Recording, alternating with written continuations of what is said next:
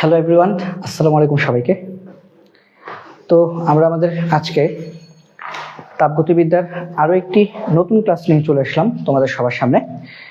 তো আজকে আমরা তাপগতিবিদ্যা পর্ব 4 ক্লাস করব এবং আজকের ক্লাসে আমরা অনেকগুলো ম্যাথ করব। আমরা এতদিন পর্যন্ত যে সকল সূত্র পড়েছি পর্ব 3 পর্যন্ত, সেই পর্ব 3 পর্যন্ত সকল সূত্রের সমন্বয়ে আজকে আমরা অনেকগুলো ম্যাথ করব। শুধু একাডেমিকের জন্যই না, বরং আমরা বুয়েট, রুয়েট, কুয়েটে আসা এবং বুটেক্সে আসা বিভিন্ন প্রশ্ন সমাধান করব। তো আজকের ক্লাসটা আমাদের একটা ম্যাথমেটিক্যাল একটা ক্লাস হতে যাচ্ছে। তো যারা ক্লাসটি ফলো করো, দ্রুত ক্লাসে জয়েন করে ফেলো। আমরা আর অল্প সময়ের মধ্যেই শুরু করব। তো আমি একটু দেখে নিই সবকিছু ঠিক আছে কিনা। আর অল্প সময়ের মধ্যেই শুরু করব। ঠিক আছে, সবকিছু ঠিক আছে। তাহলে চলো আজকে আমরা তাপগতিবিদ্যা পর্ব 4 ক্লাসটা শুরু করি। আমাদের প্রথম প্রশ্ন আমরা যদি একটু খেয়াল করি, আমাদেরকে বলেছে 27 ডিগ্রি সেলসিয়াস তাপমাত্রায় একটি সিলিন্ডারে আবদ্ধ অবস্থায় কিছু ক্লোরিন গ্যাস আছে। এমত অবস্থায় গ্যাসকে হঠাৎ প্রসারিত করে আয়তন 3 গুণ করা হলো। হঠাৎ প্রসারিত করছে, হঠাৎ।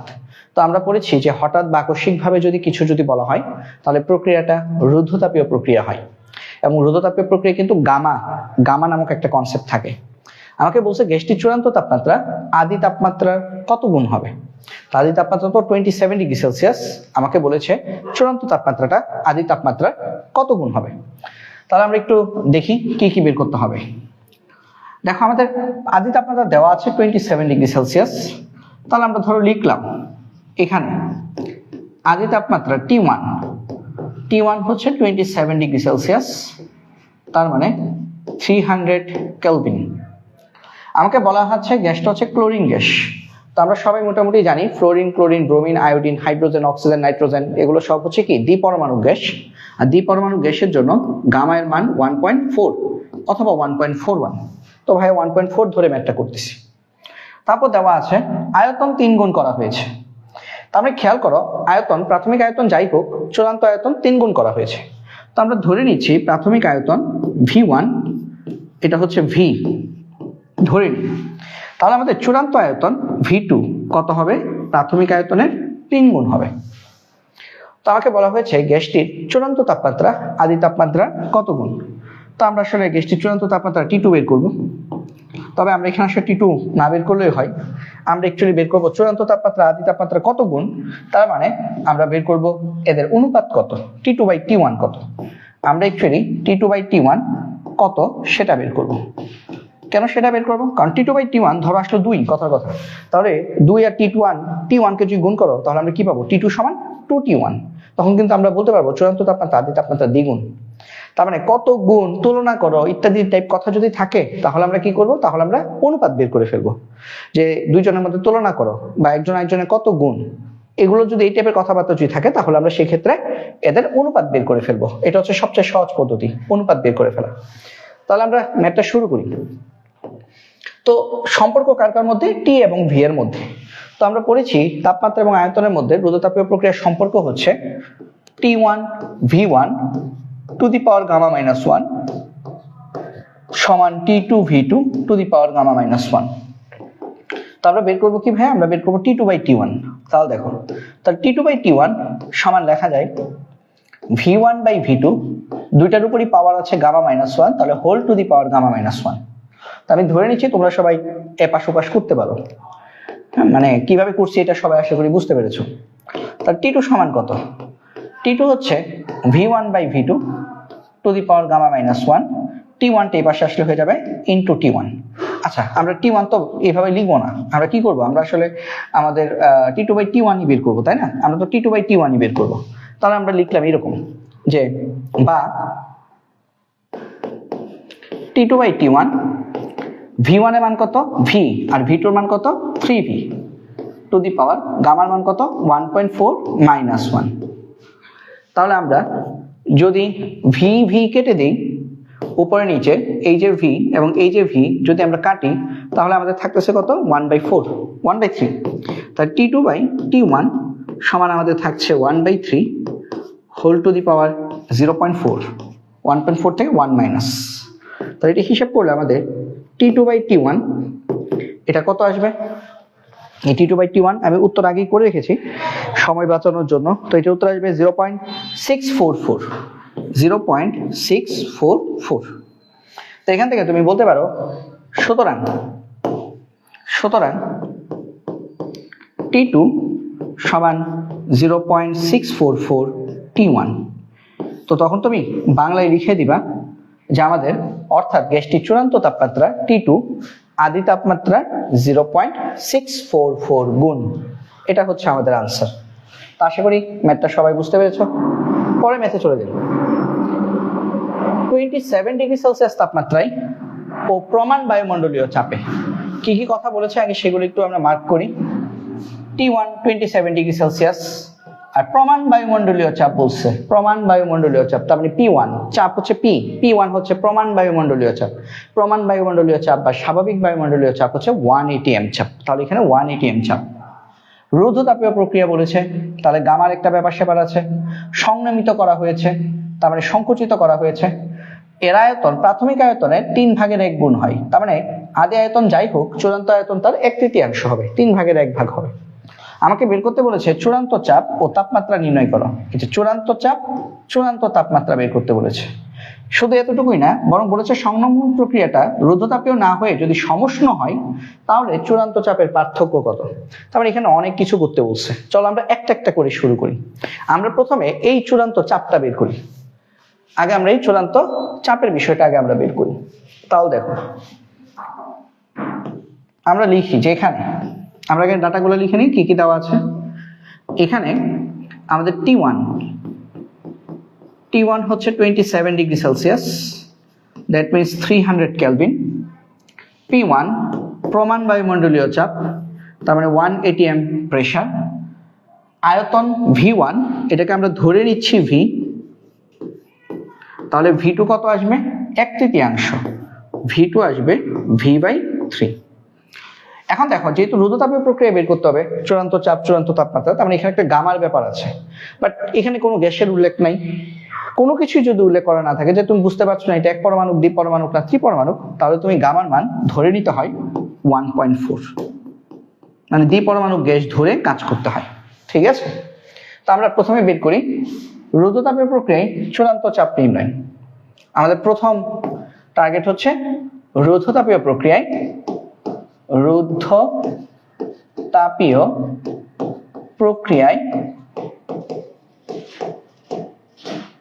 চূড়ান্ত চাপ নির্ণয়।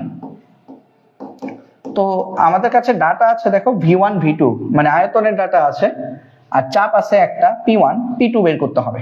তার মানে আমরা চাপ এবং আয়তনের সূত্র দিয়ে করব। তা চাপ এবং আয়তনের সম্পর্ক সূচক রুদ্ধতাপের সূত্র হচ্ছে P1 V1 to the power gamma সমান P2 V2 to the power gamma. ঠিক আছে, তো আমরা এখান থেকে P2 বের করব। এটা কি রুদ্ধতাপীয় প্রক্রিয়ায় চূড়ান্ত চাপ। তাহলে P2 সমান আসবে আমাদের V1/V2 whole to the power gamma into P1। একটা লাইন কম লিখছি, তো যারা আগের ক্লাসগুলো করছো তারা এই চুরিটা বুঝবা। আসলে এরকম ছিল আর কি, P2/P1 ছিল, তো P1টা এখানে যেহেতু ভাগ ওই পাশে গেলে হয়ে যাবে গুণ। ঠিক আছে, আচ্ছা, মানে করতে করতে তোমাদের এগুলো মুখস্থ হয়ে যাবে।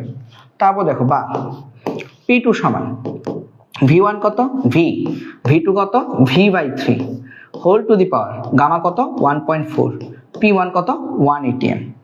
তো এইভাবে হিসাব করলে সুতরাং তোমরা P2 মান পাবা 4.71 atm। এটা যদি হিসাব করো কিভাবে, এই VB কাটবা, এই যে দেখো তুমি হচ্ছে এখানে এই যে V কাটবা, তাহলে আসবে 1/1/3। তাহলে আমরা একটু লিখি, হ্যাঁ জিনিসগুলো আমরা তাহলে এক কাজ করি, আমরা একটু লিখেই ফেলি। তাহলে আমরা এখান থেকে লিখতে পারি বা P2 সমান 1/1/3 উল্টে দিলে হবে 3 টু দি পাওয়ার 1.4 ইন্টু 1। তো এটা হিসাব করলে আসবে 4.71 অ্যাটমসফেরিক প্রেসার। এটা হচ্ছে আমাদের রুদ্ধতাপীয় প্রক্রিয়ায় চূড়ান্ত চাপ। তো একইভাবে আরেকটা জিনিস বের করতে বলছে রুদ্ধতাপীয় প্রক্রিয়ায় চূড়ান্ত তাপমাত্রা। তো আমরা যদি এটা যদি বের করি একটু ডিফারেন্ট কালি নেই, তাহলে রুদ্ধতাপীয়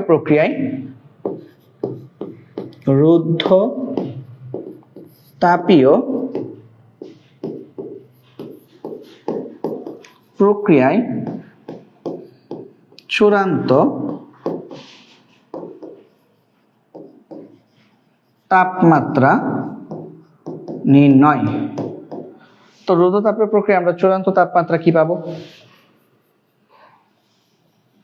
এটা আমরা পাবো আমাদের রুদ্ধতাপীয় প্রক্রিয়ার চূড়ান্ত তাপমাত্রার সূত্র কি? সূত্র হচ্ছে আয়তনের সাথে তাপমাত্রার সূত্র T1 V1 to the power gamma minus 1 সমান T2 V2 to the power gamma minus 1। তো এখান থেকে T2 বের করবা, বা T2 সমান V1 by V2 whole to the power gamma minus 1 into T1। তো এখান থেকে আমরা লিখবো বা T2 সমান V1 হচ্ছে V আর V2 হচ্ছে 1/3 V বাই 3, গামার মান হচ্ছে 1.4 মাইনাস 1, T1 ছিল 300 degree Celsius 300 kelvin 27 degree Celsius. তো এখান থেকে তুমি T2 মান পেয়ে যাবা। T2 মান কিভাবে পাবা? এই যে V2 VB কাটা, এই যে V এই যে V কাটা, তাহলে এটা আসলে আমাদের আসবে 1/1/3, তার মানে 3 টু দি পাওয়ার 0.4 ইন্টু 300, এরকম কিছু একটা আসবে। তো এরকম যদি কিছু একটা আসে তাহলে সেখান থেকে তুমি T2 বের করবা। T2 মান আসবে আমাদের 470.7 কেলভিন। তো এটা আমরা পেয়ে গেলাম দ্বিতীয় প্রশ্নের উত্তর, যেটাকে আমাদেরকে বলেছে রুদ্ধতাপীয় প্রক্রিয়ায় চূড়ান্ত তাপমাত্রা নির্ণয়। আরেকটা কথা বলছে, তাহলে আমরা রুদ্ধতাপীয় প্রক্রিয়ায় চূড়ান্ত চাপ চূড়ান্ত তাপমাত্রা বের করলাম। আরেকটা বলছে সংনমন প্রক্রিয়াটা যদি সমষ্ণ হয় তাহলে চূড়ান্ত চাপের পার্থক্য কত? তাহলে আগে তো তোমার সমষ্ণ প্রক্রিয়ায় চূড়ান্ত চাপটা বের করতে হবে। তাহলে আমরা এই কথাটা এইভাবে লিখি যে সমষ্ণ প্রক্রিয়ায়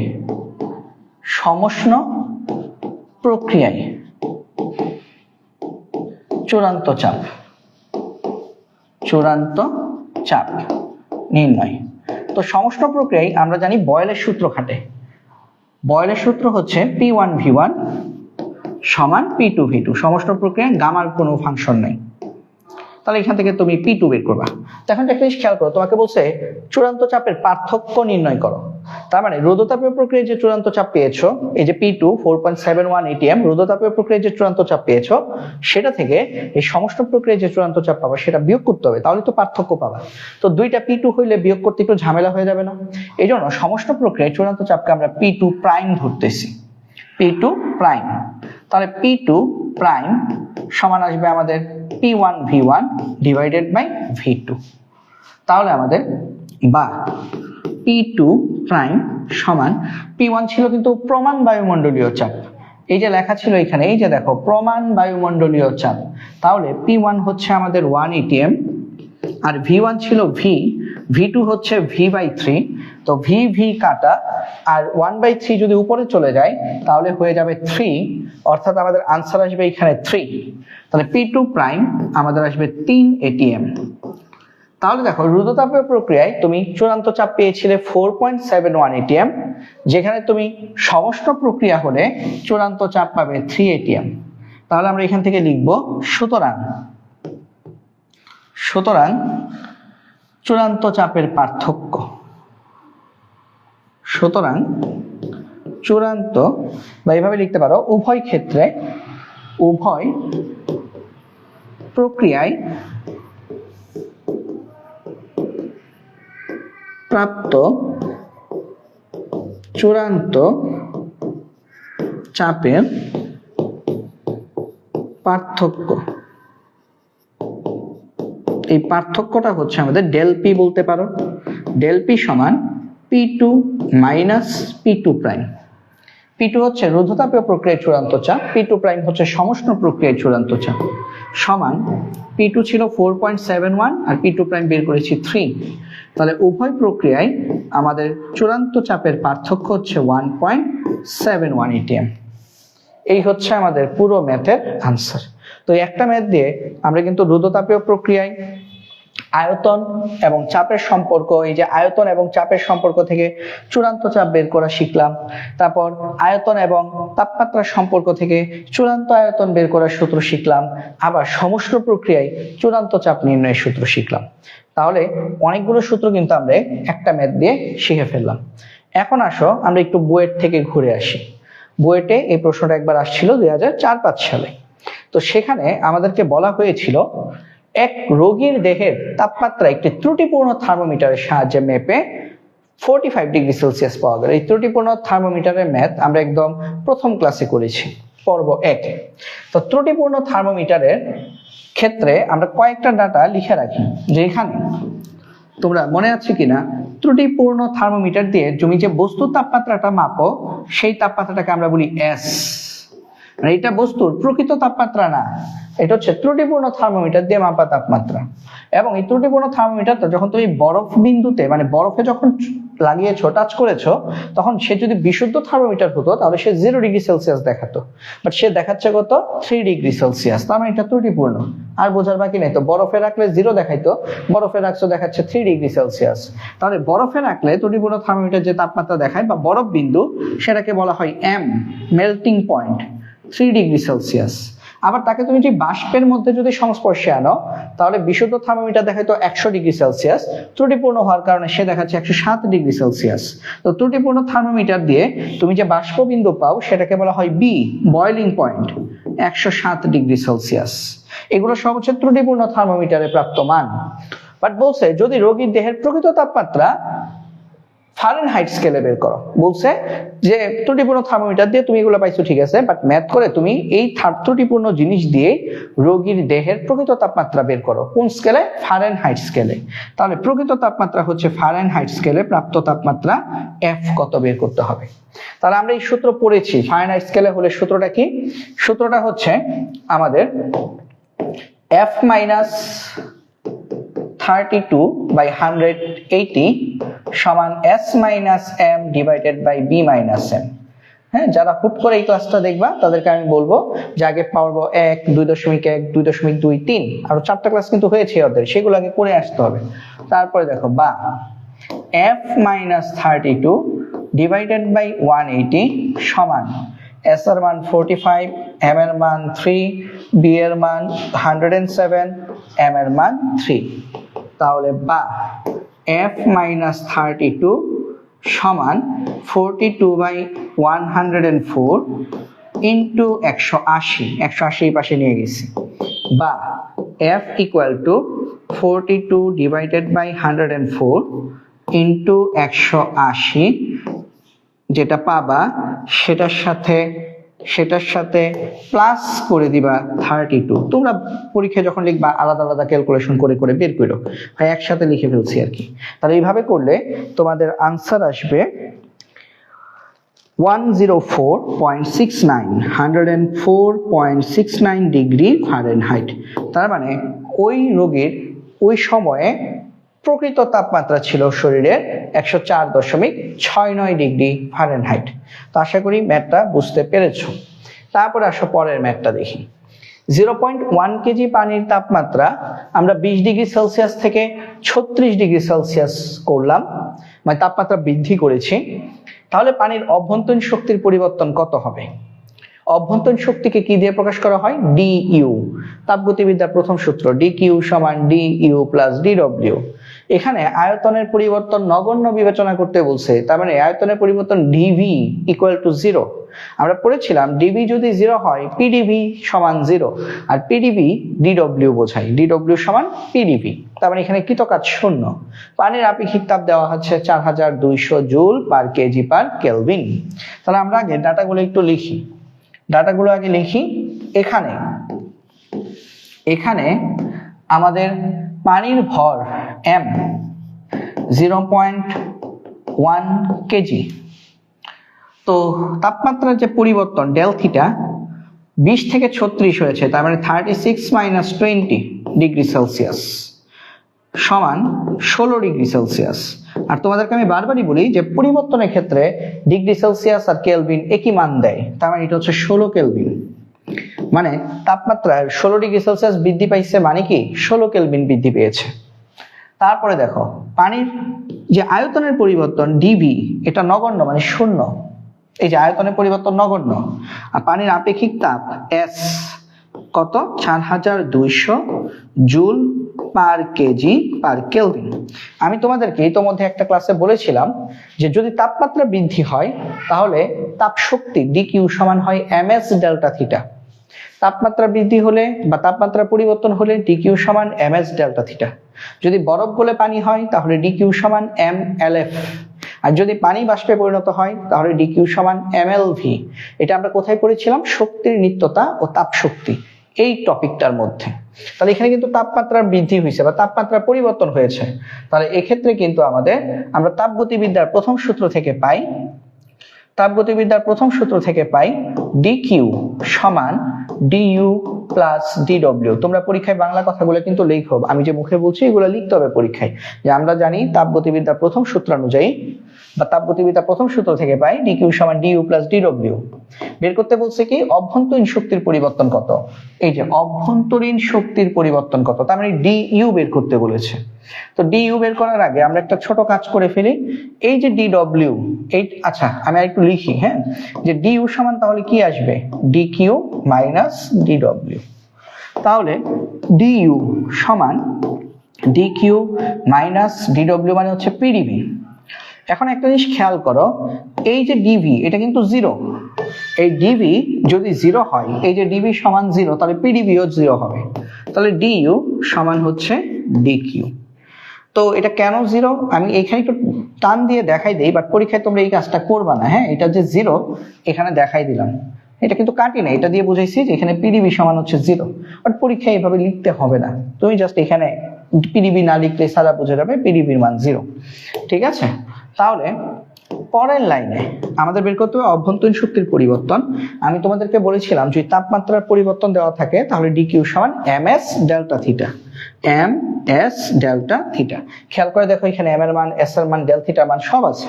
তাহলে এই মানগুলো বসিয়ে দিলে তুমি অভ্যন্তরীণ শক্তির পরিবর্তন বের করে ফেলতে পারবে। এস এর মান 4200, ডেল থিটার মান হচ্ছে 16। তাহলে হিসেব করলে আমাদের অভ্যন্তরীণ শক্তির পরিবর্তন কত আসে? অভ্যন্তরীণ শক্তির পরিবর্তন আসবে 6720 জুল। এটা হচ্ছে আমাদের আনসার। তো আশা করি এই জিনিসটা সবাই ক্লিয়ারলি বুঝতে পেরেছো। আমি চেষ্টা করছি যথেষ্ট আস্তে আস্তে বলার, যাতে করে তোমরা একবারেই বুঝে ফেলতে পারো। তারপরে ম্যাথ দেখি, এটা রুয়েটে আসছে 2003-04 সালের দিকে। প্রশ্নে কি বলেছে দেখো, এম ভরের একটি সীসার গুলি একটি গাছের দিকে ছোড়া হলো। গাছে ঢোকার ও অপর পার্শ্বে বের হওয়ার সময় গুলিটির বেগ যথাক্রমে 500 মিটার পার সেকেন্ড ও 300 মিটার পার সেকেন্ড হয়। তার মানে গাছে ঢোকার সময় গুলির বেগ ছিল 500, বাট গাছে প্রবেশ করার পর তার বেগ আস্তে আস্তে কমবে, স্বাভাবিক, কারণ গাছের ঘর্ষণের কারণে তক্তার মধ্যে দিয়ে যদি গুলি যায় তাহলে গুলির বেগ কমে। তাহলে কমতে কমতে সে যখন গাছ ভেদ করে অপর পাশে দিয়ে বেরিয়ে যাচ্ছিল তখন তার বেগ হচ্ছে 300 মিটার পার সেকেন্ড। তাহলে তার গাছের মধ্যে থাকাকালীন গুলিটার বেগ কিন্তু 200 মিটার পার সেকেন্ড হ্রাস পেয়েছে। 500 থেকে 300 হয়েছে, মানে তার বেগের পরিবর্তন হয়েছে 200 মিটার পার সেকেন্ড। এই বেগটা, এই গতিশক্তিটা, এই যে বেগের যে পরিবর্তন, বেগের পরিবর্তনের কারণে কিন্তু গতিশক্তির পরিবর্তন হয়েছে। হাফ এম ভি স্কোয়ার না, গতিশক্তি ই কে সমান হাফ এম ভি স্কোয়ার। তো ভি এর পরিবর্তনের কারণে ই এর পরিবর্তন হয়েছে, এবং এই গতিশক্তির এই হারানো শক্তি যেটা হচ্ছে গতিশক্তি, সেটার 50% গুলিতে তাপ রূপে জমা হয়েছে। তোমরা যদি একটা গুলি যদি করো কোন একটা গাছে বা কোন একটা দেয়ালে, দেখবে সেখান থেকে ধোঁয়া বেরোচ্ছে, তাপ শক্তি, ধোঁয়া। তো বলেছে যে গতিশক্তিটা যেটা তোমার পরিবর্তন হয়েছে সেটার 50% তাপ রূপে জমা হয়েছে। তাহলে ই কে 50% জমা হয়েছে কিউ হিসেবে। তো আমাদেরকে গুলিতে তাপরূপে জমা হয়েছে ধরে গুলির তাপমাত্রা বৃদ্ধি নির্ণয় করো। তাপমাত্রা বৃদ্ধি মানে কি? ডেল থিটা বের করতে বলেছে, তাই না? তাপমাত্রা বৃদ্ধি মানে কি? ডেল থিটা বের করতে বলেছে। তো এখানে ডেল থিটা বললে কি হবে জানো? কিউ সমান কি? MS del theta. MS del theta. এখানে সীসার আপেক্ষিক তাপ, এটার একটা কিম্ভূত কিমাকার একটা রূপ দেওয়া আছে, মানে অদ্ভুত।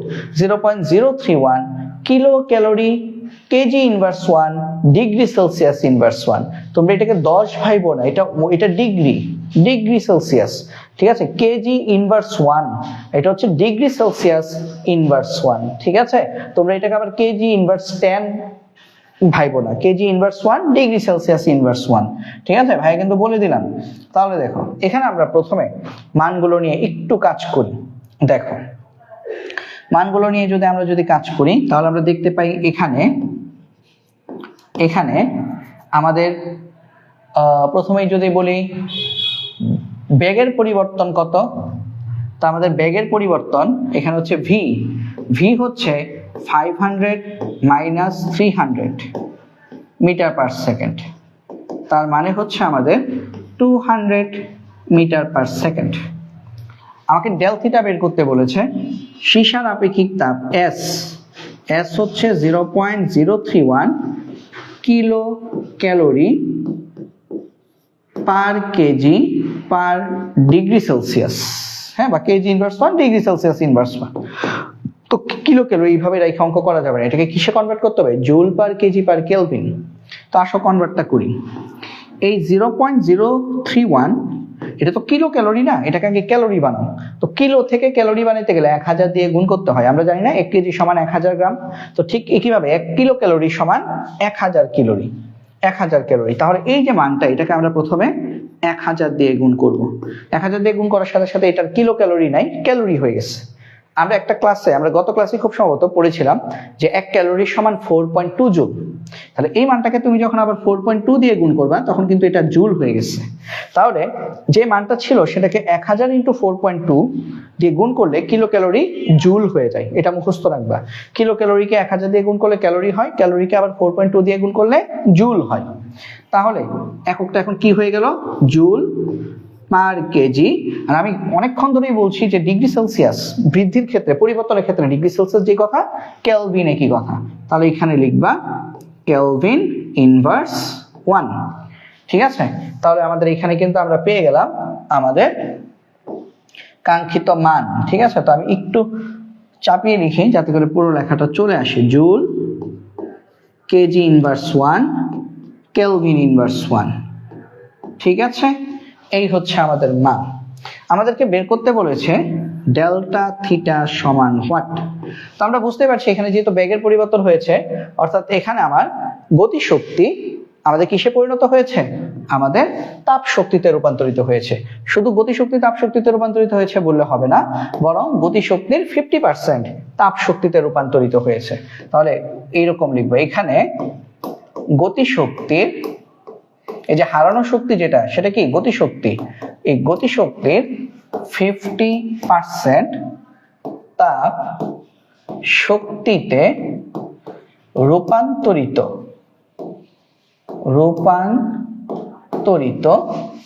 হয়েছে।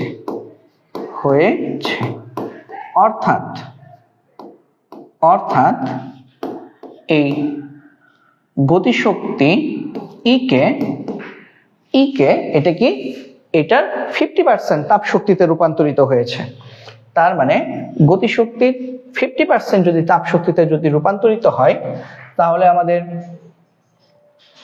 গতিশক্তির 50%, তার মানে ইকে এর 50% কিসে পরিণত হয়েছে? তাপ শক্তিতে রূপান্তরিত হয়েছে।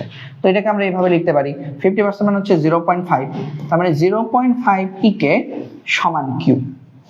গতিশক্তির 50% তাপ শক্তিতে রূপান্তরিত হয়েছে। তাহলে তাপ শক্তি কত? গতিশক্তির 50%। ঠিক আছে, তারপর মানে হারানো শক্তিটাই তো এখানে গতিশক্তি, তাহলে গতিশক্তির 50% তাপ শক্তিতে রূপান্তরিত হয়েছে। ঠিক আছে, তা আশা করি এতটুকু পর্যন্ত তোমরা বুঝতে পেরেছো। তারপর আমরা যদি দেখি মান বসাই, তাহলে ইকে সমান কিন্তু আসছে কিউ বাই 0.5। এখন মান বসাই, ইকে সমান কি? হাফ এম ভি স্কোয়ার, আর কিউ এখানে কি হবে? M S delta theta. কেন? কারণ এখানে তাপমাত্রা বৃদ্ধি বের করতে বলছে, মানে তাপমাত্রা পরিবর্তন বলে কিউ সমান M S del theta divided by 0.5।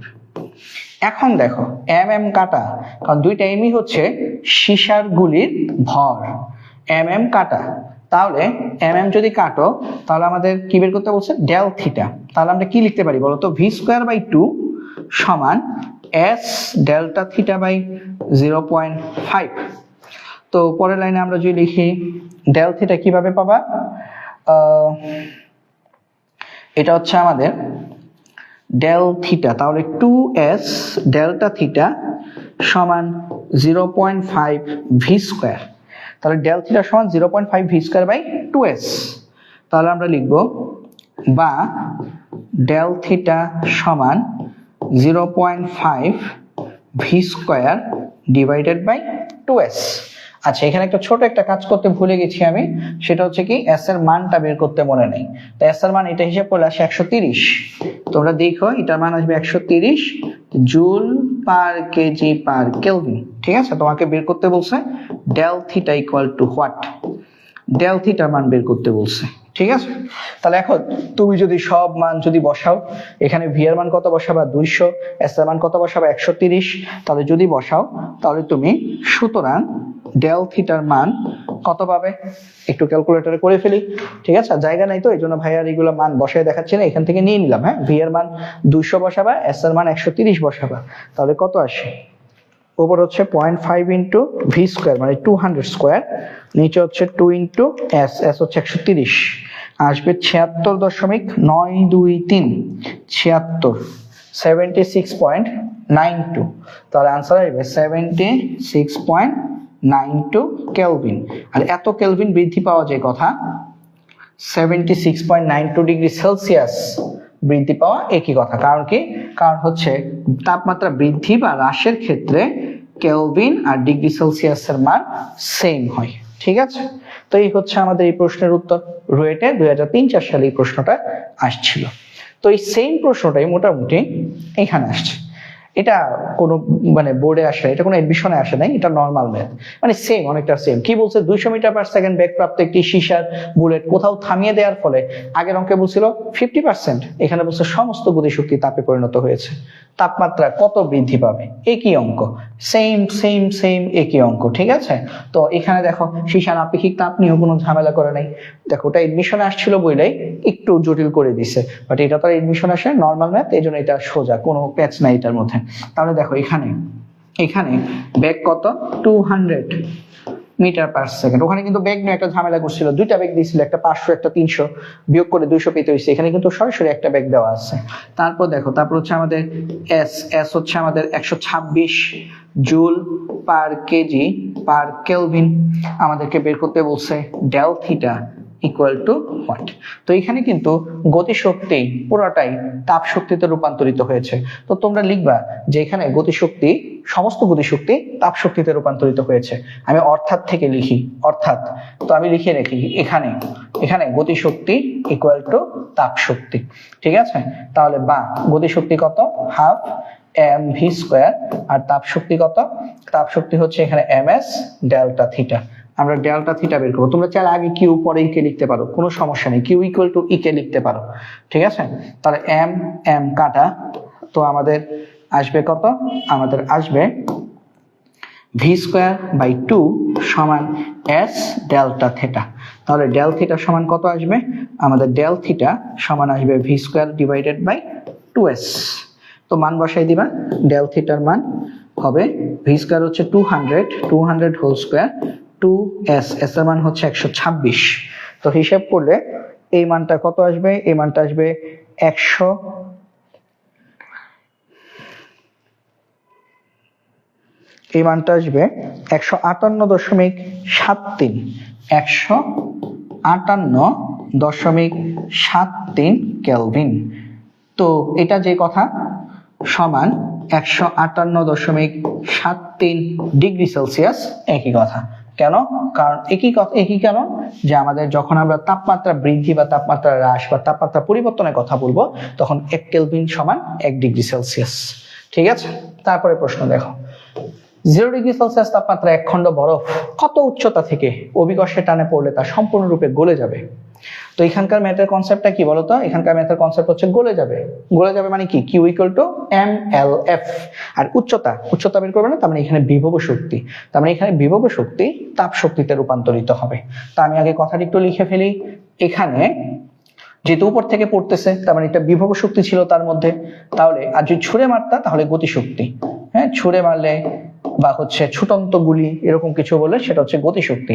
তাহলে এখানে বিভব শক্তি আমাদের তাপ শক্তিতে রূপান্তরিত হবে। বিভব শক্তি তাপ শক্তিতে রূপান্তরিত হবে, অর্থাৎ বিভব শক্তি হচ্ছে ইপি আর তাপ শক্তি হচ্ছে কিউ। আমাকে বের করতে বলছে কত উচ্চতা থেকে, তো উচ্চতা মানে এইচ বের করতে বলছে, mgh, কিউ মান হচ্ছে m lf। তাহলে আমাদের mm কাটা, যেহেতু দুইটাই হচ্ছে আমাদের বরফের ভর কিন্তু কিছুই বলে নাই, তাপমাত্রাটা এখানে ফাও, কোনো দরকার নাই, তাপমাত্রা কোনো কাজ নাই এখানে, ঠিক আছে। তো তোমরা অনেকে আছো এই তাপমাত্রা কোথায় বসাবা সেটা নিয়ে টেনশনে পড়ে যাবা, টেনশনে কিছু নাই, ফিজিক্স এরকম হয়েই থাকে। তাহলে এইচ সমান কি আসবে, LF/G, ঠিক আছে। ফিজিক্সে এমন হয় যে হচ্ছে হুদাই কিছু নাম্বার ভ্যালু দিয়ে দেয় যাতে করে তোমার মাথা নষ্ট হয়ে যায় যে এটা এখন আমি কোথায় বসাবো, ঠিক আছে। তাহলে এখান থেকে তোমরা লিখতে পারো সমান এই LF এর মান কত, 3,36,000 বা 3.36 × 10⁵ জুল পার কেজি, আর জি এর মান হচ্ছে 9.8। তোমরা এখানে আমি একটু লিখে দিই, তোমাদের যারা পারো না বা জানো না তারা এটা মুখস্থ করবা। এখানে LF মানে বরফ গলনের আপেক্ষিক সুপ্ততাপ, হচ্ছে 3.36 × 10⁵। এটার একক হচ্ছে জুল পার কেজি। এটা মানে হচ্ছে 1 কেজি বরফকে তুমি যে 1 কেজি পানি বানাইতে চাও তাহলে এত জুল তাপ দিতে হয়, ঠিক আছে। তাহলে এটা হিসাব করবা, এটা হিসাব করলে পাহাড়টার উচ্চতা কত আসে। পৃথিবীতে এরকম পাহাড় নাই আসলে, এত বেশি উঁচু একটা পাহাড় আসবে। এটা খুব সম্ভবত মঙ্গল গ্রহের কোনো পাহাড় হবে, মঙ্গল গ্রহের পাহাড়ের উচ্চতা পৃথিবীর পাহাড় থেকে বেশি হয়। এটা মান আসবে 34,285.7 মিটার। পৃথিবীর যে সর্বোচ্চ শৃঙ্গ এভারেস্টের উচ্চতা হচ্ছে 8,854 মিটার। 8,000 ধরে নাও 9,000, আর এটা কত 34,000, অনেক বেশি। তাহলে এই 34,000 বা এটা কিন্তু অলমোস্ট 34 কিলোমিটার প্লাস, 34 কিলোমিটার উঁচু একটা পাহাড় থেকে তুমি যদি এক খণ্ড বরফকে তুমি যদি অভিকর্ষের টানে সে যদি পড়তে থাকে নিচে, তাহলে সে মাটিতে যখন পড়বে তখন আর বরফ থাকবে না, সম্পূর্ণ গলে যাবে। তাহলে মাটিতে পড়তে পড়তে বরফটা পানিতে পরিণত হবে, ঠিক আছে। আচ্ছা, তারপর দেখো বুটেক্স এর একটা প্রশ্ন, 3-4 সালের একটা প্রশ্ন। এটাতে কি বলছে, 285 কেলভিন তাপমাত্রা ও 100 কিলোপ্যাসকেল চাপের 20 মিটার কিউব আয়তনের এক পারমাণবিক গ্যাস, এক পারমাণবিক গ্যাস বলে গামার মান কত 1.66, হঠাৎ করে সংকুচিত করছো, হঠাৎ করে মানে রোধতাপীয় প্রক্রিয়া, হঠাৎ করে 0.5 মিটার কিউব আয়তনে সংকুচিত করা হলে নতুন তাপমাত্রা ও চাপ কত। এখানে দুইটা জিনিস বের করতে বলছে, তাপমাত্রা এবং চাপ দুইটাই বের করতে বলছে। তাহলে চলো আমরা ম্যাথটা করি। ম্যাথটা করার আগে ডাটাগুলো একটু লিখে ফেলি। এটা টেক্সটাইলে আসছে, বুটেক্সে। তো এখানে আমাদের T1 হচ্ছে 285 কেলভিন, তারপর P1 হচ্ছে 100 কিলো প্যাসকেল, তারপর হচ্ছে আমাদের V1 হচ্ছে 20 মিটার কিউব, V2 হচ্ছে 0.5 মিটার কিউব, গামার মান 1.66, এটা কিন্তু বলা নাই যেহেতু এক পারমাণবিক গ্যাস, গামার মান 1.66। তোমাকে বের করতে হবে চূড়ান্ত তাপমাত্রা T2 কত, আর বের করতে হবে চূড়ান্ত চাপ P2 কত। তো আমরা বের করি, আমরা প্রথমে P2 বের করি, হ্যাঁ P2 দিয়ে শুরু করি। দেখো তাহলে P2 যদি বের করো, এখানে দাগ টেনে নেই, দুইটা জিনিস বের করবো। তাহলে প্রথমে আমি বের করলাম ধরো চূড়ান্ত চাপ নির্ণয়। তো রোধতাপীয় প্রক্রিয়ায় এখানে কিন্তু আয়তনের দুইটা ডাটাই দেওয়া আছে, V1 এবং V2, P1 দেওয়া আছে, P2 বের করতে বলছে। তাহলে রোধতাপীয় প্রক্রিয়ায় চাপ এবং আয়তনের সম্পর্ক সূচক সূত্র হচ্ছে P1 V1 to the power gamma সমান P2 V2 to the power gamma. তাহলে আমরা এখান থেকে লিখতে পারি বা P2 সমান V1/V2 whole to the power gamma into P1। তাহলে বা P2 সমান V1 কত 20, V2 কত 0.5, গামা কত 1.66 ইন্টু P1 কত, P1 হচ্ছে 100 কিলো প্যাসকেল। তো এটা যদি হিসেব করো তাহলে তোমার চলে আসবে চূড়ান্ত চাপ কত। তো চূড়ান্ত চাপ তোমরা আনসার পাবা, বেশ বড় একটা আনসার আসে 45,647.8 এত কিলো প্যাসকেল। এটা হচ্ছে আমাদের চূড়ান্ত চাপ, ঠিক আছে, এটা হচ্ছে আমাদের রুদ্ধতাপীয় প্রক্রিয়ায় চূড়ান্ত চাপ। ঠিক আছে, এটা হচ্ছে আমাদের রুদ্ধতাপীয় প্রক্রিয়ায় চূড়ান্ত চাপ। এখন আসো আমরা দেখি চূড়ান্ত তাপমাত্রা বা নতুন তাপমাত্রা কত। তো আমাদের এখানে চূড়ান্ত তাপমাত্রা বা নতুন তাপমাত্রা, তো আমরা লিখি চূড়ান্ত, লিখি হ্যাঁ, চূড়ান্ত তাপমাত্রা নির্ণয়। তো আমাদের চূড়ান্ত তাপমাত্রা এটা কিন্তু আমরা দুই ভাবে করতে পারতাম, কারণ কি এখন অলরেডি কিন্তু আমার কাছে P2 আছে, তার মানে P1 P2 পাটালি গুড় 1 গ্রাম ওটা দিয়েও করতে পারবা। তবে আমরা ধরে নিচ্ছি যে আমরা চাপ দিয়ে করব না, আমরা আয়তন আর তাপমাত্রা দিয়ে করব। তো আয়তন আর তাপমাত্রা দিয়ে করলে সূত্র কি T1 V1 to the power gamma minus 1 T2 V2 to the power gamma minus 1। এই ম্যাথটা তোমরা কেউ যদি পাটালি গুড় 1 গ্রাম একটা সূত্র আছে না, ওটা দিয়ে যদি করো সেম আনসার আসবে, ওটা দিয়ে যদি T2 বের করো একই আনসার আসবে। তাহলে এখান থেকে আমরা বের করবো কি চূড়ান্ত তাপমাত্রা T2। T2 সমান হচ্ছে V1 by V2 to the power gamma minus 1 into T1 বা T2। V1 হচ্ছে আমাদের 20, V2 হচ্ছে 0.5 two the power 1.66 minus 1 into T1 হচ্ছে 285 কেলভিন। তো এখান থেকে আমরা T2 বের করে ফেলতে পারবো সহজেই। তো আমাদের T2 মান আসবে 3252.4 কেলভিন, 3252.4 কেলভিন। এটা হচ্ছে আমাদের নতুন তাপমাত্রা বা চূড়ান্ত তাপমাত্রা। তো আমরা কিন্তু এই বুটেক্সের ম্যাথটা সহজেই করে ফেললাম। ঠিক আছে, তো এইগুলা এই সূত্র একই অঙ্ক, এই অঙ্কগুলো বারবার কেন করাচ্ছি, যারা কিনা এগুলো খুব ভালো পারো বা যাদের ম্যাথের কনসেপ্ট খুব ভালো তাদের আসলে এত জিনিস দেখার দরকার নাই। কিন্তু যারা কিনা একটু মানে মনোযোগটা একটু কম বা হচ্ছে অনেক বেশি ম্যাথ করতে হয়, হ্যাঁ, যে একটা ম্যাথ করলে বুঝি না ভাইয়া 10-12টা ম্যাথ করে দিলে ভালো হতো, তাদের জন্য আসলে এতগুলো ম্যাথ করা। ঠিক আছে, তো তোমরা এই সবগুলা ম্যাথ যখন করবা তখন দেখবা যখন বোর্ড সিকিউ গুলো অ্যানালাইসিস করবো আমি, তখন দেখবা তোমরা খুব সহজে প্রশ্নগুলো ধরতে পারতেছো। ঠিক আছে, তারপরে দেখি, তারপর বুয়েটে 14-15 সালে এই প্রশ্নটা আসছে, এটা একটু দেখি। দুইটা জিনিস বলছে, গ্যাসটির চূড়ান্ত চাপ কত, চূড়ান্ত তাপমাত্রা কত। তো সেম জিনিস না, চাপ আর তাপমাত্রা, আয়তন দুইটা দেওয়া আছে। তাহলে একবার চাপ আর আয়তনের মধ্যে সম্পর্কের সূত্র বের করবা, P1 V1 to the power gamma সমান P2 V2 to the power gamma. আর একবার আয়তন এবং তাপমাত্রার মধ্যে সম্পর্ক সূচক সূত্র বের করবা। চলো আমরা দেখি কি বলছে এখানে। এখানে আমাদের দেখো 1.2 atm, এটা হচ্ছে চাপ, প্রাথমিক চাপ 1.2 atm। তারপর দেখো প্রাথমিক তাপমাত্রা T1 আমাদেরকে বলেছে 310 কেলভিন। কোন গ্যাসের আয়তন V1 4.3 লিটার। তারপর দেখো রুদ্ধতাপীয় প্রক্রিয়ায় গ্যাসকে সংকুচিত করে আয়তন করা হয়েছে কত, 0.76 লিটার। আমাদের কতে বের করতে বলেছে চূড়ান্ত চাপ P2 কত, আর আমাদের ক্ষতে বের করতে বলেছে চূড়ান্ত আয়তন T2 কত। তা আমরা ক করি আগে। ক হচ্ছে কি চূড়ান্ত চাপ বের করব। তো দেখো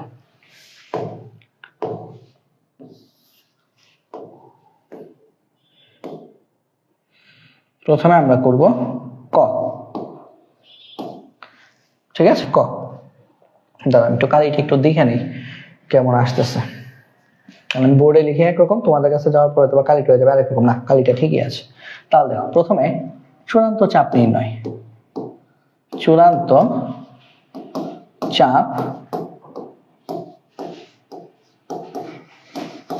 নির্ণয়।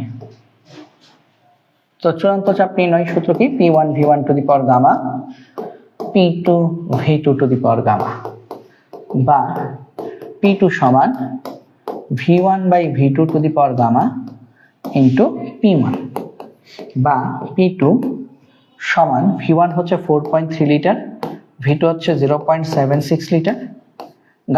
গামা তো দেওয়া নেই না, বাট কিছুই বলে নাই, তাহলে গামার মান কত 1.4 ধরে নিবা।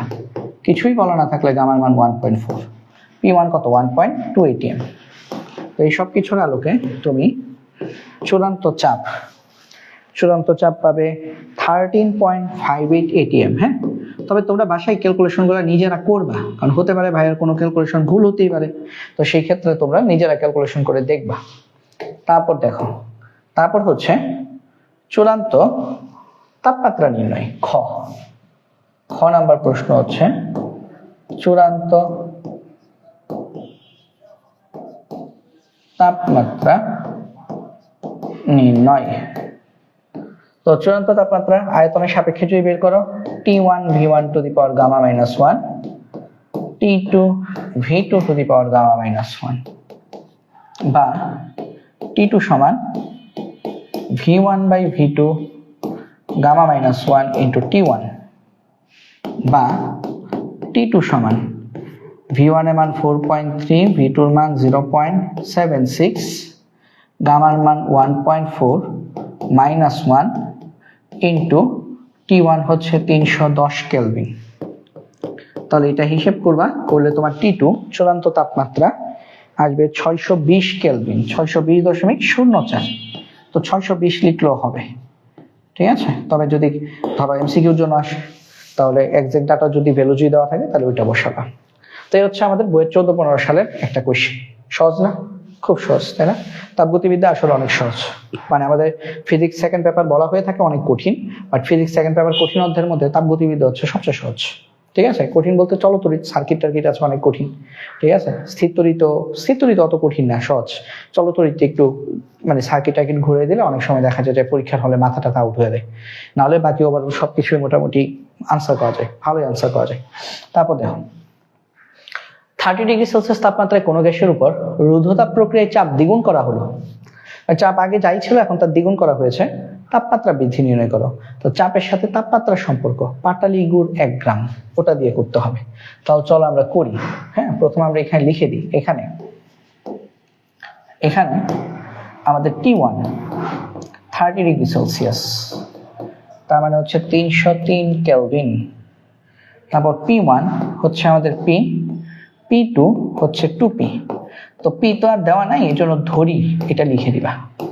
তা আমাদেরকে বের করতে বলছে T2 কত, এবং দেখো এখানে গামার মান 1.4 দিয়ে দিছি, বাট এটা প্রশ্নে না দেওয়া থাকলেও 1.4, কিছুই না দেওয়া থাকলে বা কোন গ্যাস সেটাও যদি উল্লেখ না থাকে 1.4, এক পরমাণু, দ্বিপরমাণু, ত্রিপরমাণু কিছুই বোঝা যাচ্ছে না, তাহলে 1.4। তাহলে এই ম্যাথটা আমরা কিভাবে করব? এই ম্যাথটা আমাদের করতে হবে পাটালি গুড় 1 গ্রামের সূত্র, P1 T1 to the power gamma by 1 minus gamma, P2 T2 to the power gamma by 1 minus gamma. তাহলে এখান থেকে আমরা বের করবো কি চূড়ান্ত তাপমাত্রা T2। তাহলে আমরা যে এইভাবে লিখি T2 বাই T1, এটার উপর হচ্ছে পাওয়ার ছিল, সমান P1 বাই P2। হ্যাঁ, তোমরা যারা এগুলো কনফিউজ তাদের একটা কথা বলি, এখানে যদি 2 থাকে লবে, এখানে লবে হচ্ছে 1, এটা মনে রাখবে কি, এটা উল্টে যায়। দেখো এখানে T1 এখানে P2, মানে এখানে হরে 1 এখানে লবে 1, মানে উল্টে গেছে, এটা মনে রাখলেই হবে। এখন দেখো বের করবে T2, বাট পাওয়ারের রেখে কিন্তু বের করা যায় না, তাহলে পাওয়ার ওইদিকে নিয়ে যাই। তাহলে যে T2 বাই T1 লিখো, আর পাওয়ার গুলোকে যদি তুমি P1 বাই P2 এর উপরে দিতে চাও, মনে রাখবা পাওয়ার যদি এক পাশ থেকে আরেক পাশে যায় তাহলে উল্টে যায়, তাহলে এটা হবে 1 minus gamma divided by gamma. এখানে ছিল গামা উপরে, এখানে গামা চলে গেছে নিচে, তাহলে T2 সমান T1 এদিকে গুণ হয়ে যাবে, তাহলে P1 by P2 whole to the power 1 minus gamma by gamma into T1। এখন তুমি মান বসাও, T2 সমান P1 হচ্ছে P, P2 হচ্ছে 2P two the power 1 minus গামার মান হচ্ছে 1.4 ডিভাইডেড বাই 1.4 ইন্টু T1 হচ্ছে আমাদের 303 কেলভিন। তো এটা যদি হিসাব করো তাহলে তোমার T2 চলে আসবে, T2 এর মান আসবে আমাদের 369.36 ডিগ্রি। আচ্ছা, T2 মান আসবে 369.36 কেলভিন, খুব ভালো কথা, চূড়ান্ত তাপমাত্রা আসছে। বাট আসলে প্রশ্নটা দেখি কি চাইছে, তো তাপমাত্রা বৃদ্ধি নির্ণয় করো। চূড়ান্ত তাপমাত্রা চাইছে, তাপমাত্রা বৃদ্ধি চাইছে, তাহলে এখন কি করতে হবে, ডেল টি বের করতে হবে। তো নিচে আর জায়গা নাই, আমি এখানে করে দিই। তাহলে সুতরাং ডেল টি সমান কি, চূড়ান্ত তাপমাত্রা বিয়োগ আদি তাপমাত্রা। তো চূড়ান্ত তাপমাত্রা হচ্ছে 369.36 বিয়োগ আদি তাপমাত্রা হচ্ছে 303, তাহলে কত আসবে 66.36 কেলভিন। আর 66.36 কেলভিন যেই কথা, 66.36 ডিগ্রি সেলসিয়াস কিন্তু একই কথা। তো আমাদের কিন্তু আসছে কত, আমাদের আসছে চূড়ান্ত তাপমাত্রা বের করতে বলে নাই, আমাদেরকে বের করতে বলছে কি তাপমাত্রার বৃদ্ধি কত। তো তাপমাত্রা বৃদ্ধি কিন্তু আমাদের আসছে 66.36 ডিগ্রি সেলসিয়াস। এতটুকু করার পর এটা করতে হবে, ঠিক আছে? এতটুকু করার পর ওই জায়গাটা করতে হবে, বুঝতে পারছো আশা করছি। আচ্ছা, তারপরে আসো দেখি, আর বেশি লাগবে না, আজকে ক্লাস ছোট ক্লাস, হ্যাঁ, আজকে আর বেশি সময় নিব না, আর অল্প একটু আছে। তো এরপরে দেখো, কত কাজের রূপান্তরিত তাপে 0 ডিগ্রি সেলসিয়াস তাপমাত্রায় 0.01 কেজি বরফকে 100 ডিগ্রি সেলসিয়াস তাপমাত্রায় বাষ্পে পরিণত করা যাবে। এটা একদম 9-10-এর, তোমরা হচ্ছে তোমরা কোন ব্যাচ? তোমরা তো হচ্ছে উত্তেজিত 27 যাদের ক্লাস নিচ্ছি মেইনলি, তার মানে হচ্ছে 25-এর ব্যাচ। তো তোমাদের আসলে শর্ট সিলেবাস ছিল না, তোমাদের কিন্তু ফুল সিলেবাস ছিল এসএসসি পরীক্ষা। তার মানে তোমরা অধ্যায় 6 পড়েছো, বস্তুর উপর তাপের প্রভাব, ক্যালোরিমিতি পড়ছো। তো ক্যালোরিমিতিতে কিন্তু একটা সূত্র ছিল যে আমাদের গৃহীত তাপ সমান বর্জিত তাপ, এবং সেখানে কিন্তু আমরা একটা ফর্মুলা দেখছিলাম যে বরফকে কিভাবে বাষ্প করা হয়, অনেকগুলো ধাপ ছিল। তো এটা ওই ম্যাথটা আমাকে বলছে কত কাজে রূপান্তরিত তাপে 0 ডিগ্রি সেলসিয়াস তাপমাত্রা 0.01 কেজি বরফকে 100 ডিগ্রি সেলসিয়াস তাপমাত্রা বাষ্পে পরিণত করা যাবে। তাহলে ধাপে ধাপে করতে হবে। প্রথমে কি করবা? 0 ডিগ্রি সেলসিয়াস তাপমাত্রা বরফকে 0 ডিগ্রি সেলসিয়াস তাপমাত্রা পানি বানাতে কতটুকু তাপ লাগবে, তারপর 0 ডিগ্রি তাপমাত্রা পানিকে 100 ডিগ্রি তাপমাত্রা পানি বানাতে কতটুকু তাপ লাগবে, তারপরে বের করবা 100 ডিগ্রি পানিকে 100 ডিগ্রি বাষ্প বানাতে কতটুকু তাপ লাগবে। 3 ধাপে ম্যাথটা করতে হবে। তো সবগুলো যোগ করলে তুমি ফাইনাল মোট তাপ পেয়ে যাবা। চলো করি, হ্যাঁ। দেখো এখানে প্রথমে 0 ডিগ্রি সেলসিয়াস তাপমাত্রার প্রথমে কি আছে? বরফ। প্রথমে কিন্তু আছে বরফ, 0.01 কেজি বরফকে 0 ডিগ্রি সেলসিয়াস তাপমাত্রার পানিতে পরিণত করতে প্রয়োজনীয় তাপ,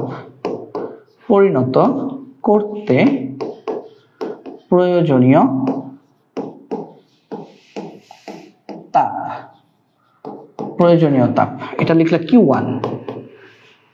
দেখো তাপমাত্রা কি পরিবর্তন হয়েছে? না, তাপমাত্রা পরিবর্তন না হলে কিন্তু ms ডেল থিটা লেখা যায় না। এখানে কি হয়েছে? এখানে বরফ পানি হয়েছে, বরফ পানি হইলে mLF। এখন m কত?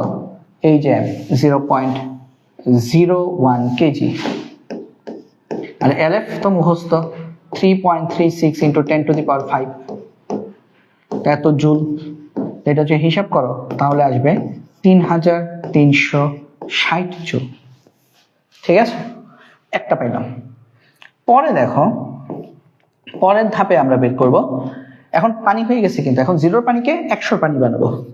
তারপর 0 ডিগ্রি সেলসিয়াস তাপমাত্রার পানিকে 100 ডিগ্রি সেলসিয়াস তাপমাত্রার পানিতে পরিণত করতে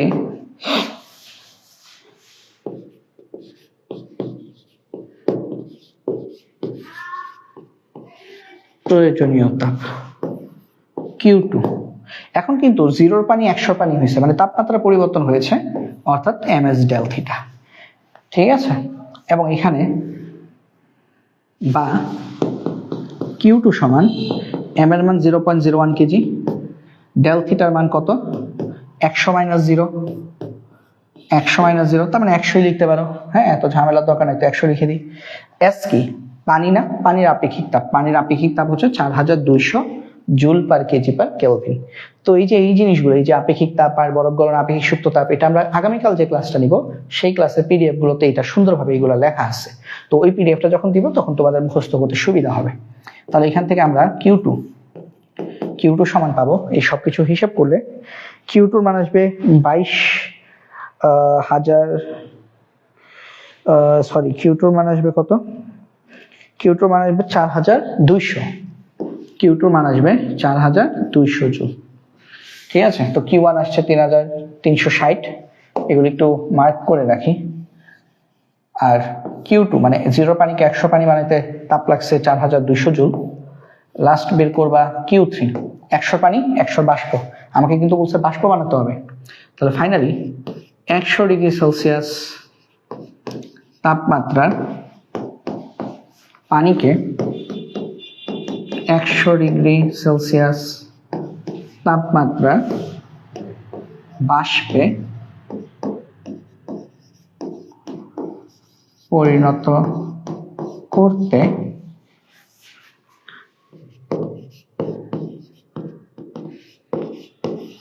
প্রয়োজনীয় তাপ Q3। এখানেও কিন্তু তাপমাত্রা কোনো চেঞ্জ হয় নাই, তার মানে ms del theta লেখা যাবে না, পানি বাষ্প হয়েছে অর্থাৎ mlv। m এর মান কত? 0.01 কেজি প্রশ্নে দেওয়া আছে। আর পানির বাষ্পীভবনের আপেক্ষিক সত্য তাপ হচ্ছে 22.68 × 10⁵ বা 22,68,000। তো এটি হিসাব করে রাখবে 22,680, 22,680 জুল। আমাকে বলছে কত কাজে রূপান্তরিত তাপ, তাহলে আমরা লিখব মোট কাজে রূপান্তরিত তাপ, তিনটা যোগ করে দিব। তাহলে আমরা লিখব সুতরাং মোট, বা এভাবে লিখতে পারি কাজে রূপান্তরিত মোট তাপ, কাজে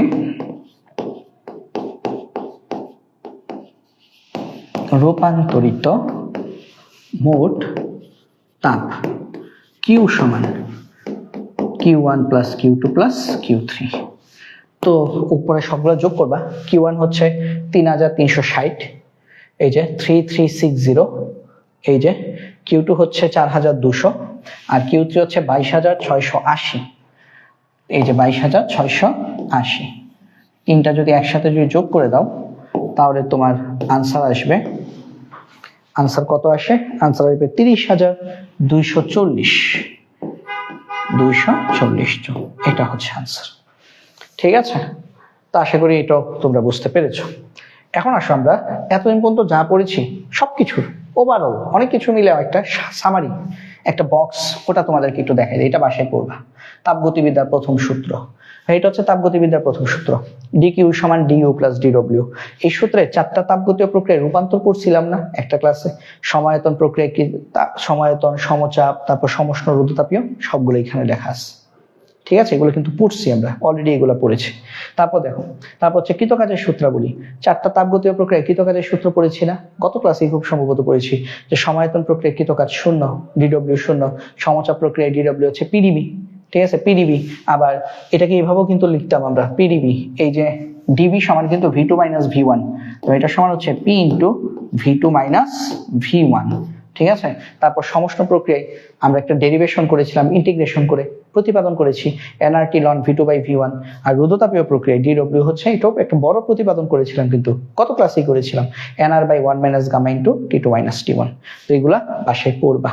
ঠিক আছে, তারপরে এগুলা কি, এটা কি, এটা আসলে আমাদের হচ্ছে যে শক্তির নিত্যতা নিয়ে যে পড়াশোনা। যেমন দেখো, তাপমাত্রা যদি পরিবর্তন হয় তাহলে Q = ms del theta। যদি বিভব শক্তির কারণে তাপমাত্রা পরিবর্তন হয় তাহলে Q = EP, সেক্ষেত্রে ms del theta = mgh। যদি গতি শক্তির কারণে তাপমাত্রা পরিবর্তন হয় তাহলে Q = EK, সেক্ষেত্রে ms del theta = ½ mv²। ঠিক আছে, তারপর অবস্থার পরিবর্তনের জন্য সলিড থেকে লিকুইড, যদি বরফ থেকে পানি হয় তাহলে, যদি বিভব শক্তির কারণে বরফ গলে পানি হয় তাহলে Q = EP, বা Q মানে হচ্ছে mLF, EP মানে হচ্ছে mgh। আর যদি গতি শক্তির কারণে বরফ থেকে পানি হয় বা সলিড থেকে লিকুইড হয় তাহলে Q = EK, Q হচ্ছে mLF, EK হচ্ছে ½ mv²। আবার একটা লিখছে দেখো, লিকুইড থেকে যদি গ্যাস হয়, L থেকে G, লিকুইড থেকে যদি গ্যাস হয়, বা তরল থেকে, পানি থেকে যদি বাষ্প হয়, যদি বিভব শক্তির কারণে পানি থেকে বাষ্প হয় তাহলে Q = EP, Q হচ্ছে mLV, EP হচ্ছে mgh। আর যদি গতি শক্তির কারণে বরফ থেকে বাষ্প হয় তাহলে পানি থেকে বাষ্প হয় তাহলে Q = EK, Q = EK, পানি থেকে বাষ্প হলে Q সমান mLV, EK হচ্ছে ½ mv²। এগুলো বারবার প্র্যাকটিস করা, বারবার লেখার জিনিস। আর এখানে ওই চেনা পরিচিত, আমাদের যে চিরচেনা, বর্তমানে যারা কিনা 3-4টা ক্লাস আমার করে ফেলছো, তোমাদের কাছে এটা একদম চেনা, সেগুলো কি, এগুলো হচ্ছে রুদ্ধতাপীয় প্রক্রিয়ায় তাপমাত্রা, চাপ এবং আয়তনের মধ্যে সম্পর্ক সূচক সূত্র। এটা হচ্ছে চাপ এবং আয়তনের সূত্র, P1 V1 to the power gamma সমান P2 V2 to the power gamma। এটা হচ্ছে তাপমাত্রা এবং আয়তনের মধ্যে সূত্র, T1 V1 to the power gamma -1 সমান T2 V2 to the power gamma -1। এটা হচ্ছে বিখ্যাত পাটালি-গুড়ের সূত্র, চাপ এবং তাপমাত্রা P1 T1 to the power gamma/1 - gamma সমান P2 T2 to the power gamma/1 - gamma। পাটালি গুড় 1 গ্রাম। ঠিক আছে, এই হচ্ছে আমাদের তাহলে আজকের ক্লাস। তো আজকের ক্লাসটা আমরা কিন্তু বেশ খুব বেশি ডিটেলসেই পড়েছি, সবগুলা ম্যাথ আমরা অনেক ডিটেলসে করেছি, এবং আশা করি আজকে ক্লাসটা করার পর তোমাদের এই যে লাস্টে যে সামারিটা দেখালাম ওই জিনিসগুলো সবগুলোই হচ্ছে তোমরা বুঝতে পেরেছো। আগামীকাল অনেক গুরুত্বপূর্ণ একটা ক্লাস এই অধ্যায়ের, যেটা হচ্ছে এন্ট্রপি। আগামীকাল আমরা এন্ট্রপির পরিবর্তন নিয়ে পড়াশোনা করব, এবং সবচেয়ে মজার ব্যাপার হচ্ছে এন্ট্রপির পরিবর্তন বুঝতে গেলে এই জিনিসগুলো বোঝার কোনো বিকল্প নেই, কারণ এন্ট্রপির পরিবর্তনের ক্ষেত্রে আমরা আসলে ডিকিউই বের করব।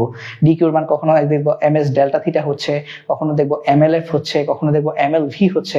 জাস্ট এন্ট্রপির পরিবর্তনের ক্ষেত্রে আমরা এই ডিকিউটাকে একটা টাইম দিয়ে ভাগ করব, টি দিয়ে ভাগ করব, সরি টেম্পারেচার দিয়ে ভাগ করব, ঠিক আছে, তাপমাত্রা দিয়ে ভাগ করব। তাহলে তাপশক্তিকে আমরা যদি তাপমাত্রা দিয়ে যদি ভাগ করি তাহলে আমরা পাই এন্ট্রপির পরিবর্তন বা এন্ট্রপি। তো আগামীকাল ক্লাসটা করার জন্য সবাইকে আমন্ত্রণ জানিয়ে আজকের মতো ভাই এখানেই শেষ করছি। ধন্যবাদ সবাইকে, আল্লাহ হাফিজ।